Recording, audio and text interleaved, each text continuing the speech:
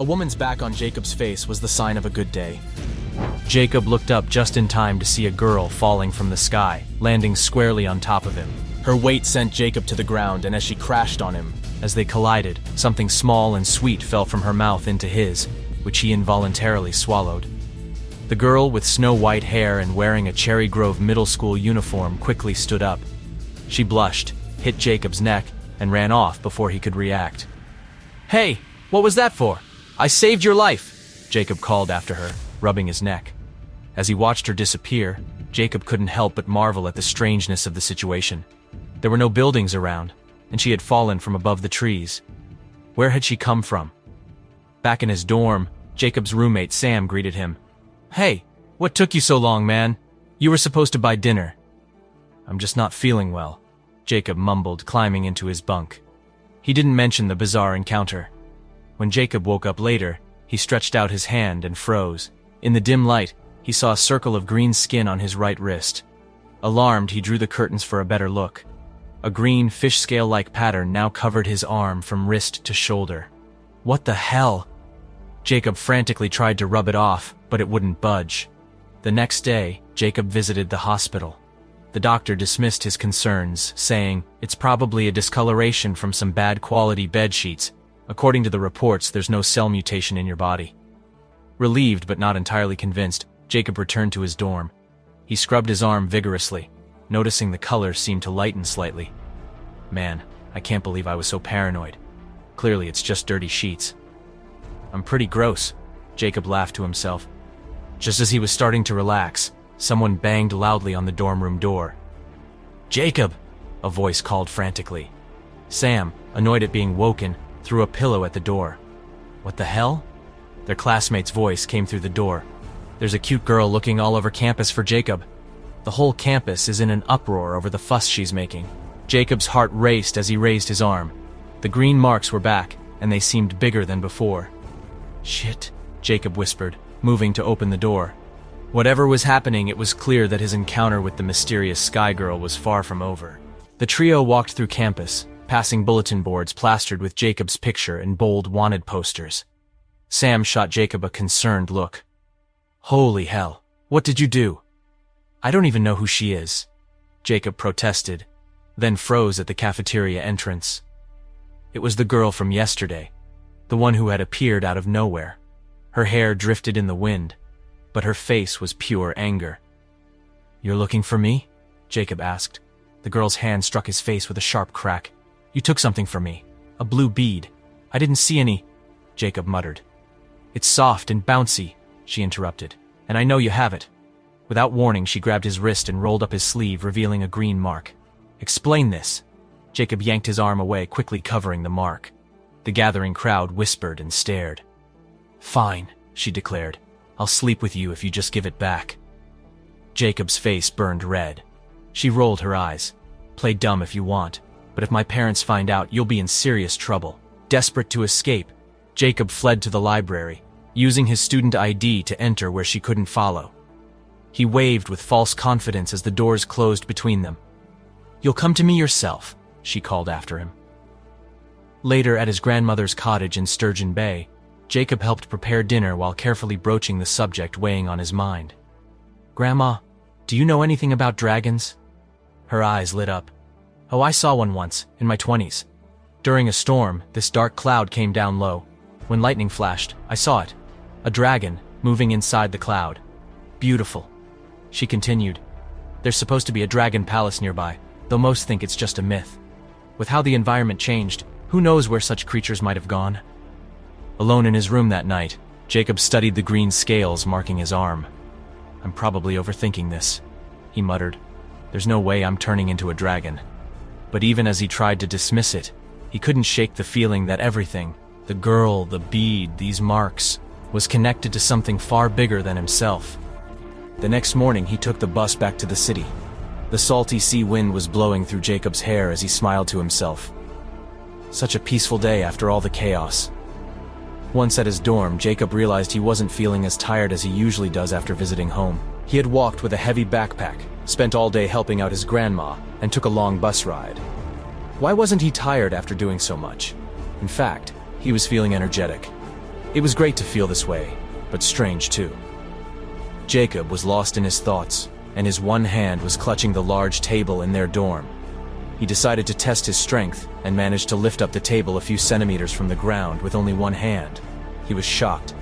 He immediately turned to Sam and asked, "Sam, didn't you say you wanted an arm wrestling rematch?" Sam was opening up a pack of chips in excitement. He turned around to face Jacob immediately. "You actually want to arm wrestle with me?" "Sure, let's give it a go." Jacob sat up properly in his chair and leaned forward on the table, taking an arm wrestling stance. Sam put the packet down and sat in the chair opposite to Jacob. "How about this? I'll use half my strength to go easy on you." Jacob didn't have a lot of upper body strength. That was why he always lost to Sam in arm wrestling. The duo bent their right elbows on the table and firmly gripped each other's hands.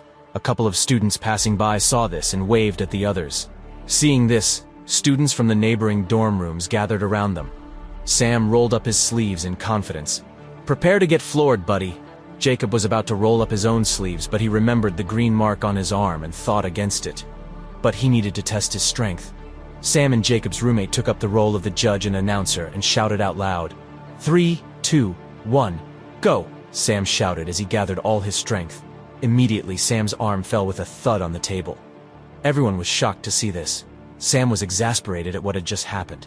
He tried to save face. "That doesn't count. I wasn't ready yet. You cheated." Jacob was shocked too, but tried to keep a steady expression on his face. Only he knew what was going on in his head, and he didn't want everyone to see what he felt. Sam demanded, "One more time." He gripped Jacob's hand as he wasn't willing to admit defeat. Their roommate counted down. 3, 2, 1, go. The second match seemed tougher for Sam as he had to gradually put his full strength to compete with Jacob. In the past, not only was arm wrestling with his best friend effortless, he almost instantaneously won against him. Tables had turned this time, but Sam tried his hardest. His face turned red as blue veins popped out of his arm and forehead. He slowly took the lead in the match. This time, Jacob's arm banged on the table, ending the match in Sam's favor. The students in the room jumped up and cheered as Sam rubbed his sore arm. "Your upper body strength has improved, buddy." Sam felt a glimmer of pride for his friend and a slight envy. Jacob smiled bitterly. "Still not enough to beat you." Jacob escaped to the dorm balcony and leaned as he looked at the trees in the dusk. "I didn't use my full strength in the first match, and yet I was able to defeat Sam with ease. Then I decreased my strength on purpose so he could win the second match. That was a significant increase in my strength from last week's arm wrestling match." Jacob looked up at the moon with uneasiness as he rubbed his wrist. "What is happening to me?" Under the moonlight, Jacob saw that the dragon scale tattoo on his arm had started to become lighter after several washes. But it seemed like it was glowing and had a mysterious power. Jacob thought to himself, "Those stories my grandma shared about dragons can't be real, can they?" Sam called out, shaking up Jacob from his deep thoughts. "Jacob, game on, man." After the arm wrestling match, the four roommates were playing cards for almost the entire night. Jacob had trouble sleeping, but he had to wake up for classes first thing in the morning, so he forced himself to get some shut-eye. The next day, Jacob's classmates were having loud discussions with each other. Everyone was talking about the girl who came to school to find Jacob with great fanfare last Saturday, making it the hottest topic this week. "Hey, Jacob, I heard you were flirting with a girl and now she's hunting you down." A student said, "I heard this girl is pretty crazy, putting up wanted posters all over the school. Too bad I went home on Saturday and missed the drama." Someone else laughed. "I was in the cafeteria. The girl's cute, but so weird." She was stroking Jacob's stomach. Of course, everybody likes him. That's why he's been friend-zoned like 6 times this semester already. Jacob did not bother to join the conversation at all. Instead, he focused on his right arm, which felt numb. He tried moving his arm around, and realized that it had become much thicker. Because of his long-sleeved shirt, Sam and others did not notice the changes in his arm. However, Jacob could clearly feel that his right arm had swelled up. After thinking about the weird tattoo, the arrogant girl, and the sudden increase in his strength, Jacob found himself connecting all these events. He stood up quickly, hesitated for a moment, and then rushed out of the classroom. The bell had just gone off a minute before Jacob arrived, and when he reached, a wave of boys and girls wearing the uniform and house badges started walking out of the gate. He saw a black Mercedes parked at the main entrance of the college and 2 middle-aged men wearing black suits and white gloves standing next to the car. Unexpectedly, the 2 men rushed towards Jacob. "Finally, you're done with classes. Our boss has been waiting for you, Jacob. Get in the car." Jacob looked at the 2 men in confusion. "Who are you?" The two men opened the door to the Mercedes. "We work for Sophie's father. We're here to collect you. He wants to meet." Jacob never expected things would be handled like this. He had thought that the mysterious girl Sophie and her parents would go directly to the college administrative office and make a complaint, not send two goons to grab him.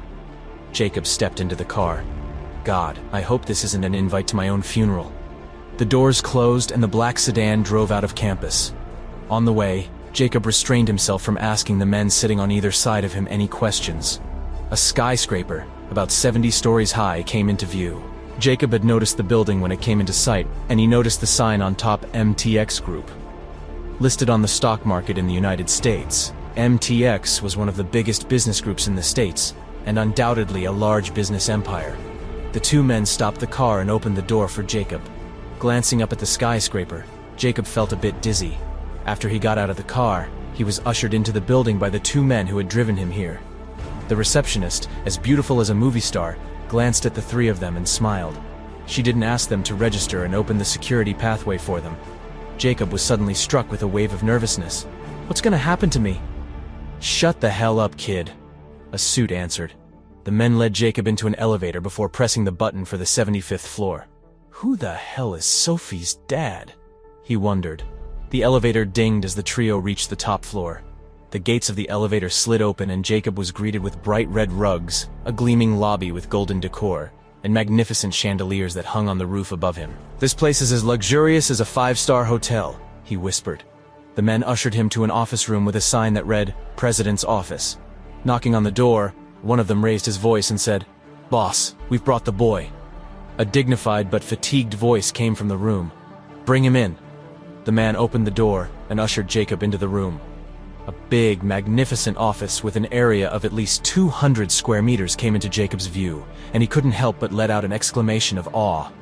Apart from Jacob's escorts, there were 4 men in the room.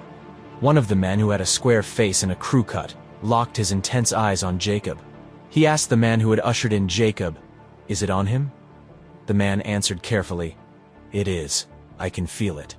The man, who seemed to be the president, looked sternly at Jacob. "Sophie told me everything. I wouldn't cause you any trouble if you just hand the bead over now." Jacob spoke, grinding his teeth. "I told her everything. I don't have it." Without further ado, the square-faced man spat out 2 words, "Search him."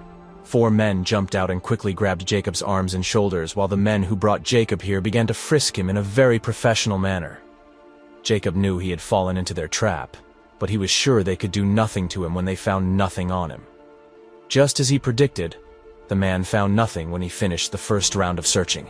When he began the second round, his professional frisking became rough and intrusive. Suddenly, the man raised his head in panic. "Master?" The square-faced man was enraged within seconds. "How many times do I have to tell you? It's not master, it's boss." "Yes, master. I mean boss." The man pointed at Jacob. "Sophie's item. It's in his stomach." The square-faced man froze while the others' faces also changed expressions.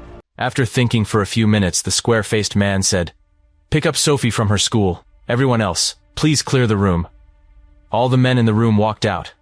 The square-faced man locked his intense gaze on Jacob, which made the boy uncomfortable. "My name is Draken. What's yours?" he asked in a deep voice. I'm Jacob," the man continued. "Jacob, I'll directly get to the point. You must sleep with Sophie after she comes back from school, and you must transfer the Dragon Core back to her. That's the only way we can save her."